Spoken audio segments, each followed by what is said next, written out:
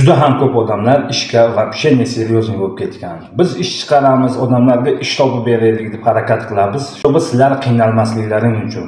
Bir ikkita tupoy, dalbayob odamlar bor. Telefon qilishadi-yu, adreslarni tashab beramiz, ishni tushuntiramiz yana bir marta.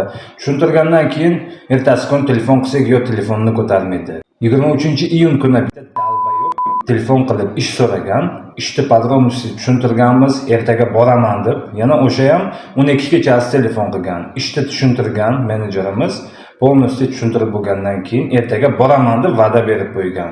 Bugun telefon qilsa nima dedi? Men просто так telefon интересоваться qilgan telefon qilgan edim. Tamom, menga ish kerak emas dedi. Agarki senga ish kerak bo'lmasa, naxuya telefon qilasan bizga menejerlarga, naxuya vaqtini olib o'tirasan. O'zbekistondan bitta dalbayob ishga kelgan edi, taksi pulini to'lab bergan edik.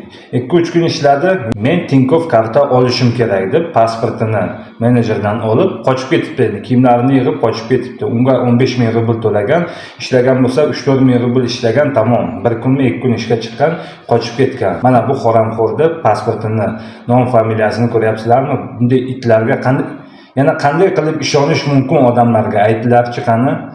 Shuncha harakat qilyapmiz, shuncha ishlar topib beryapmiz, shuncha harakat qilyapmiz, lekin bizni podvalid qilib ketishyapti. Konkretniy ishlarni topib beryapmiz. Mana shunaqa cho'chqa dalbayoblarning orqasidan kompaniya ham xolamaydiki, har kimlarga bilet olib berishdi, har kimlarga taksi pulini to'lab berishdi. Akalar, opalar, nima deb o'ylaysizlar? Kommentariyaga o'tib, kommentariyaga o'z fikrlaringizni